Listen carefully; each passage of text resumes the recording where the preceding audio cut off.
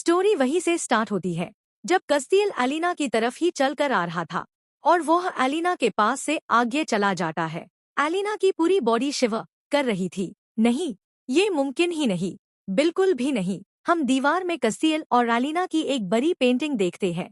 कस्तियल बेफिक्र होकर अपने बिस्तर पर सो रहा था। एलिना बताती है, मेरे दिल में हमेशा डोनोविया के ड्यूक के लिए गहरा एहतिराम रहा है। मुझे हमेशा बुरा लगता था जब मेरे पिता और दरबार के अफसर उसे सिर्फ इसलिए दरिंदा और खतरा कह देते थे क्योंकि वो नाकाबिली शिकस्त था और अवाम का हीरो बन चुका था। मुझे कभी नहीं लगा कि वो वैसा विलन है जैसा सब उसे बनाकर पेश करते थे। सच तो ये है कि मैं भी क्लवीरिया के लोगों जैसा ही सोचती थी। मैं भी उसे एक अजीम हीरो, एक मसीहा समझती थी। यहाँ तक कि जब मैंने गलती से अपने फादर और उनके एडवाइजर की बातें सुन ली, जब तक डोनोविया शाही खानदान के खिलाफ नहीं जाता और अपना हीरो का किरदार निभाता रहता है, जब तक वो जिंदा है, क्लवीरिया पर कोई भी हमला नहीं कर सकता। मैं यकीन से कह सकता हूँ कि क्लवीरिया बाहरी दुश्मनों के हाथों कभी नहीं गिरेगा, लेकिन हमारा राज्य अंदर ही अंदर खुद को तोड़कर तबाह कर सकता है। इसीलिए प्रिंसेस की शादी ड्यूक से करना सबसे अक्लमंद फैसला है। मेरे ख्यालात तब भी ड्यूक के बारे में नहीं बदले। मैं अब भी ये मानती रही कि अगर वो लोग ही ड्यूक को क्लवीरिया का दुश्मन बना रहे हैं तो गलती ड्यूक की नहीं। मैं बेशक उस भविष्य से बहुत डरी हुई थे जो एक ऐसे आदमी के हाथों मेरा इंतजार कर रहा था जिससे मैं कभी मिली नहीं थे, लेकिन फिर भी मुझे ये विश्वास था कि भले वह मुझे कभी प्यार ना करे, वे एक नेक इंसान होगा।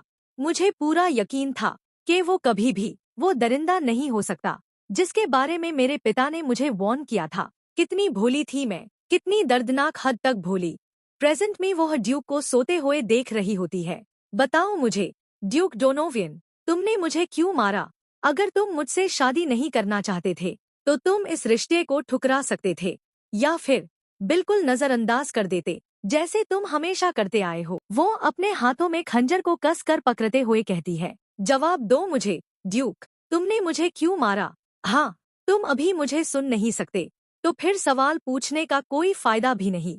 ड्यूक, ये सब तुम खुद अपने ऊपर लेकर आए हो। वह खंजर को दोनों हाथों से कस कर पकड़ते हुए कहती है, कर्ज चुकाना होता है और इंसाफ का तराजू आंख के बदले आंख से कम पर राजी नहीं होता। वह पूरी ताकत के साथ खंजर को हवा में उठाती है। ड्यूक अपनी आंखें खोलकर उसके आंखों में देखता है और वो अपनी आंखें बंद कर ऐसे सो जाता है जैसे कुछ ना देखा हो। रुको, क्या उसने अभी आंखें खोली? और कंफ्यूजन में अपने हाथ हिलाती है। वो जो बिल्कुल सुकून से सो रहा होता है, वो आंखें सिकोड़ते हुए कहती है, क्या मैं बस इमेजिन कर रही हूँ? रुको, क्या ये थोड़ा ज्यादा रहमदिलाना नहीं हो गया कि मैं उसे बस यूं ही मार दूं? मुझे पहले उसके साथ खेलना चाहिए, है ना? बिल्कुल वैसे ही जैसे उसने मेरी जिंदगी के साथ खेला था। वो खंजर को उसकी बॉडी में घूमते हुए उसके ऊपर से कंबल हटा देती है। वो ये करके मुस्कुराती है। ड्यूक भावन सिकोड़ते हुए आंखें खोलता है। एलिना खंजर को घुमाकर कैंडल्स बुझा देती है। क्या मैं आखिरकार इस सर्वशक्तिशाली ड्यूक को डर से चीखते हुए देख पाऊंगी? हम ये सोच नाकाम हो जाती है। वह अपनी आंखें फिर से बंद कर लेता है। ये क्या वो कह रहा है कि वो बिल्कुल भी दारा हुआ नहीं है? वह गौसाई में चीखती है आग और कैंडल स्टैंड उठाकर जमीन पर जोर से फेंक देती है। इस शोर से ड्यूक अपनी आंखें खोलता है और बिस्तर से उठकर कैंडल स्टैंड को जमीन में देखता है। उसे उठाकर वापस टेबल में रख देता है। वो ये करते ही जल्दी से फिर सो जाता है। ये देखकर वह शॉक्ड हो जाती है। वह परेशान होकर अपने सर में हाथ रखती है। ये दारा हुआ ही नहीं है? क्या ये इसलिए है कि वो पहले भी ऐसे अनगिनत भूतों का सामना कर चुका है? शायद इसीलिए अब उसे कोई फर्क ही नहीं पड़ता, या फिर ये बस वो ही बेखौफ मर्द है जैसा सब कहते हैं। वो कत्ल से नहीं डरता तो फिर भूतों से कैसे डरेगा? फिर मेरे पास वक्त जया करने की कोई वजह नहीं। वह खंजर को फिर से हवा में उठाती है। इस बार वह थोड़ा हिचकिचती है और वो खुद से कहती है, नहीं, हिचकिचाओ मत। वो अपने दांत भिंचती है। ये आदमी अभी मरना चाहिए। अपनी आंखें बंद करके गहरी सांस लेते हुए वह खंजर मारने के लिए तैयार हो जाती है। वह खंजर को ड्यूक के सीने में मारने ही वाली थी। वो ये देखकर शॉक्ड हो जाती है कि ड्यूक खंजर को अपने हाथों से रोककर उसकी ही तरफ देख रहा था। हेलो देयर, डचेस, वह बिल्कुल शॉक्ड होकर ड्यूक को देख रही होती है। ये मुझे छू रहा है, ये कैसे हो सकता है? बिल्कुल कैसे? ड्यूक एलिना को अपनी तरफ खींचकर अपने ऊपर बिठा देता है। एलिना हैरान होती है। वो अपना हाथ ड्यूक के चेस्ट पर रखती है। रुको, मेरा हाथ, मैं उसे महसूस कर सकती हूँ। ये नामुमकिन है। कैट ऊँगती है। नहीं, बिल्कुल नहीं हो सकता। वह सिकोड़ती है और ड्यूक को पंच मार देती है। बिल्ली भी शॉक्ड में सर घुमाकर देखती है। रूम में बिल्कुल साइलेंस हो जाता है। बिल्ली भी डर कर वहाँ से भाग जाती है। Bloody hell! एलिना शॉक्ड में अपने फेस पर हाथ रखती है। अभी तो मैं एक भूत थी, फिर ये क्या हो रहा है? एलिना का पंच इतना स्ट्रॉन्ग था कि ड्यूक के होंठों से खून निकलने लगता है। एलिना के घबराहट में पसीना निकल रहा होता है। ड्यूक उसकी तरफ देखते हुए अपने ब्लड को लिक करता है। ये देखकर एलिना की सांसें थम जाती है। ये सब बिल्कुल गलत है। मुझे हैरान होना चाहिए था कि मेरी पहली ही मार उसके चेहरे पर ठीक से लगी और उस खौफनाक ड्यूक के होंठों से खून भी निकल आया। मुझे ये भी नहीं करना चाहिए था कि मैं उसके होंठ और उस जुबान को ऐसे डोआ कर देखूं। मैं ये क्या कर रही हूँ? ये खूबसूरत दरिंदा मुझे इतनी आसानी से कैसे भटका सकता है? नहीं, मुझे फोकस करना चाहिए। वो गुस्से से कहती है, तुमने क्या किया? ड्यूक कहता है, क्या हमें कम अज कम पहले एक दूसरे को ग्रीट भी नहीं करना चाहिए? आखिरकार ये हमारी पहली मुलाकात है हस्बैंड और वाइफ के तौर पर। वह कंफ्यूजन में कहती है, हस्बैंड वाइफ, ये कौन सा खेल खेल रहा है? तुम क्या बकवास कर रहे हो? हस्बैंड और वाइफ, हम कब शादीशुदा हो गए? हाँ, योर ग्रेस, क्या तुम नशे में हो? मुझे मरवा दिया तुमने, इससे पहले कि मैं तुम्हारा चेहरा तक देख पाती। याद है ना? हिम्मत मत करना इनकार करने की कि मेरे कत्ल में तुम्हारा कोई हाथ नहीं। मैंने उस कातिल का पीछा किया था और मैंने उसे तुम्हारी एस्टेट के अंदर जाते देखा। वो अपने होंठों को दांत से भिंचते हुए उसे घूरती है। अब बोलो, जवाब दो मुझे, ड्यूक डोनोवियन, वरना मैं तुम्हारा गला काट दूंगी। वह खंजर की नोक को उसके गले में प्रेस करती है। ड्यूक झटके के साथ उसको बेड पर लिटाकर खुद उसके ऊपर आ जाता है। वो उसके फेस को अपने हाथों से पकड़ते हुए कहता है, मैं कस्तियल डोनोवियन हूँ, डोनोविया का ड्यूक, और तुम्हारा हस्बैंड। हमारे कमरे में स्वागत है, डचेस। उम्मीद है कि ज्यादा सजावट ना होना तुम्हें नाराज नहीं करेगा। वह सोचती है, और बस यूं ही उसके अल्फाज, उसका छूना, उसकी आंखें और उसका जिस्म जो मेरे इतना करीब था, उन एहसासों को जगा गया जो मुझे लगा था मैं कभी महसूस ही नहीं कर सकूंगी। मुझे ऐसा लगा जैसे मेरी पूरी हस्ती का हर जरा अचानक से वाकई जिंदा हो गया हो। नहीं, ये मुमकिन नहीं है ना?